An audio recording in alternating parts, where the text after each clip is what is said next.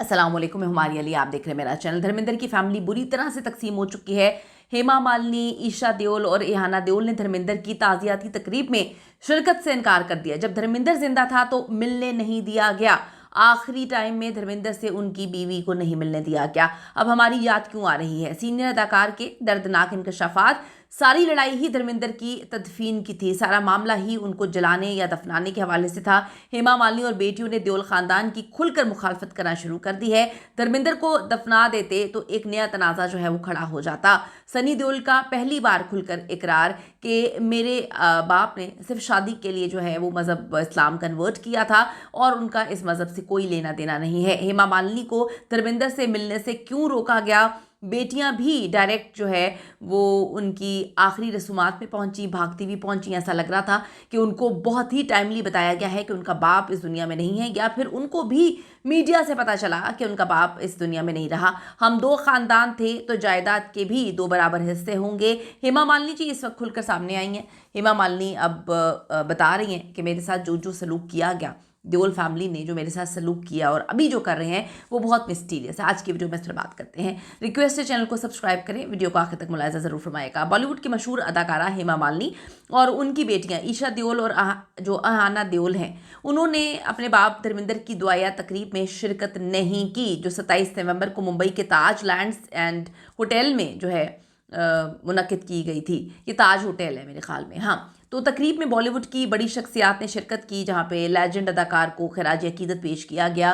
बड़ी भीड़ लगी हुई थी। दुआया तकरीब जो है वो की गई। देओल ख़ानदान के दीगर अफराद, जिसमें सनी देओल पेश थे, उनके भाई बॉबी देओल पेश थे, करण देओल, अभी देओल, सब लोग शामिल थे और वहाँ पर जो है बड़ा लोगों को वेलकम कर रहे थे। मकबूल अदाकारा मुमताज़ ने दावा किया कि जब धर्मेंद्र वेंटिलेटर पे थे तो उनको उसी वक्त कुछ चीज़ें खटक रही थी। उनको लग रहा था कि शायद मामला ठीक नहीं है, लेकिन ये हम सबको और मीडिया को कुछ अलग कहानी सुनाने की कोशिश कर रहे हैं। वो कहती हैं मैं आधा घंटा वहाँ पर इंतज़ार करती रही, क्योंकि इन्होंने कहा था कि ऑल फाइन, वो बिल्कुल ठीक है, तो मैं इंतज़ार करती रही, लेकिन मुझे मिलने नहीं दिया गया।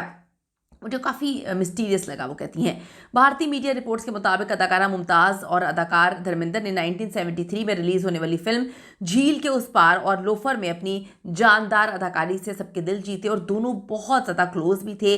अक्सर मुख्तलिफ जगहों पर इनकी मुलाकात भी होती थी। हालिया इंटरव्यू के दौरान अदाकारा ने इंकशाफ किया कि मैं मुंबई के हॉस्पिटल में तकरीबन 30 मिनट तक मौजूद थी। मैंने धर्मेंद्र से मिलने की कोशिश की, लेकिन मुझे उनसे मिलने की इजाज़त नहीं दी गई, जो मुझे बड़ा अजीब लगा।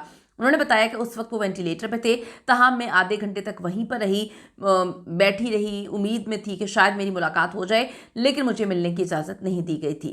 दूसरी तरफ धर्मेंद्र के जाते ही देओल ख़ानदान में तकसीम वाज़े नज़र आना शुरू हो चुकी है, या ये कह लें कि जब धर्मेंद्र आखिरी अयाम में थे और उनको हेमा मालिनी से नहीं मिलने दिया जा रहा था, तभी ये तकसीम शुरू हो चुकी थी और बहुत अच्छे से पता था उनकी फ़र्स्ट वाइफ और उनके बच्चों को कि अब उन्होंने किस तरह से मामलात को हैंडल करना है। ये बात यहाँ पर सोचने वाली है, लोग कमेंट भी कर रहे हैं कि उस वक्त तो आपको प्यार मोहब्बत में पता नहीं चलता, आप ज़िंदगी के बड़े साल गुजार देते हैं जब आप किसी से मोहब्बत में होते हैं, ये जानते बूझते हैं कि वो पहले से शादीशुदा, उसके इतने सारे बच्चे भी हैं, एक दो नहीं बल्कि 4-4 बच्चे हैं। उस वक्त तो आप बड़ी मोहब्बत में होते हैं और आप शादी कर लेते हैं, लेकिन वो जो तकसीम का सेकंड वाइफ जो चीज़ें बर्दाश्त कर रही होती है वो बड़ी हॉरिबल होती है। जो इज़्ज़त वक़ार फैमिली में फ़र्स्ट वाइफ का है, देओल फैमिली में, क्योंकि वो उनकी पसंद की हुई थी, उनके ख़ानदान से थी, तो जो मकाम उनका है वो कभी हेमा मालिनी का नहीं हुआ। हर फैमिली फंक्शन में जो है वो पहली बीवी ही जाती थी। हेमा मालिनी को तो उन्होंने ये समझा हुआ था कि उन्होंने बस ऐसे ही रखा हुआ, ऐसे ही शादी कर ली और अपनी मर्ज़ी करने के लिए सब कुछ किया। तो हेमा मालिनी की इनकी फैमिली में कोई वैल्यू, कोई वर्थ कभी थी ही नहीं। अपने जीते जी वो कभी अपने ख़ानदान ने वर्थ हेमा मालिनी को इज्जत नहीं दिलवा पाए, तो अब तो वो मर गए थे या मरने वाले थे, तो किसने उनको कहना था, उनके बेटियों को कहना था या फैमिली मेम्बर को कहना था कि आप आखिरी अयाम में, वो भी बीवी बच्चे हैं, उनको मिलने तो दिया जाए। हेमा मालिनी और उनकी बेटियों ने मुकम्मल इस वक्त बाइकआउट किया हुआ है। घरेलू सोर्सेज के मुताबिक हेमा मालिनी चाहती थी कि धर्मेंद्र का इलाज हॉस्पिटल में जारी रहे, जो कि आम आवाम भी अब सोच रही है कि जब डॉक्टर्स ने जवाब दे दिया था तो उनको फिर फार्म हाउस पे शिफ्ट करने की ज़रूरत क्या थी। लेकिन पहली बार जो चीज़ें सामने आई हैं कि जो पहली बीवी प्रकाश कौर है, सनी देओल, ज़बरदस्ती उन्हें फार्म हाउस पर ले गए। सोशल मीडिया पे हेमा मालिनी और उनकी बेटियों की अदम शिरकत के हवाले से बहुत बातें की जा रही हैं, बहुत तबसरे किए जा रहे हैं। हेमा मालिनी ने अपने शौहर धर्मेंद्र की वफ़ात के बाद पहली बार एक जज्बाती नोट लिखा। उन्होंने लिखा कि उनकी ज़िंदगी का एक बड़ा हिस्सा धर्मेंद्र के साथ गुजरा और अब वो हमेशा के लिए खाली हो गया है। धर्मेंद्र ने जब 1980 में हेमा मालिनी से शादी करना चाही तो उस वक्त उन्हें अपनी बीवी से ज़्यादा अपने बड़े बेटे सनी देओल से उनकी मुखालफत से डर था और लग रहा था कि सनी जो है वो आउट ऑफ कंट्रोल हो जाएंगे, और हुआ भी ये सच साबित हुआ जो उनको डर था। धर्मेंद्र की डेथ के बाद ये खदशा अभी सब क्लियर होना शुरू हो चुका है कि जब बिल्कुल धर्मेंद्र आखिरी अयाम में थे उस वक्त से सनी देओल ने अपनी दादागिरी कह लेंगे या अपना बड़ापन जो है वो शो करना शुरू कर दिया था। उन्होंने फैसले लेना शुरू कर दिए थे और उन्होंने बताना शुरू कर दिया था कि जो फैसला आज से सालों पहले तुमने लिया वो गलत फैसला था और मैं आज भी उसी जगह पे खड़ा हूँ। धर्मेंद्र की डेथ के बाद ये खदशा सही साबित हुआ और धर्मेंद्र की आखिरी रसूमात इसका मुंह बोलता सबूत है कि किस तरह से हड़बड़ी में ये आखिरी रसूमात की गई। जो मुलाजमीन हैं उनके इंटरव्यूज़ पढ़े हुए जो कहते हैं कि 12-13 घंटे तक किसी को पता भी नहीं चलने दिया कि इनकी 12 घंटे पहले डेथ हो चुकी थी। सनी और हेमा मालिनी के दरमियान रिश्ता बॉलीवुड में सब बहुत अच्छे से जानते हैं कि किस तरह से है, एक दूसरे को कभी तस्लीम नहीं कर पाए। सनी ने कभी हेमा को मां नहीं माना और हेमा मालिनी ने भी कभी बड़ेपन का मुजाहरा नहीं किया। हालांकि जब आप किसी की बसी बसाई ज़िंदगी में शामिल होते हैं तो आपको बहुत कॉम्प्रोमाइज़ करने होते हैं, लेकिन ऐसा लगा नहीं कि यहाँ पर हेमा मालिनी की जानिब से कॉम्प्रोमाइज़ हुए थे। फैमिली फंक्शंस में कभी एक साथ नहीं आए।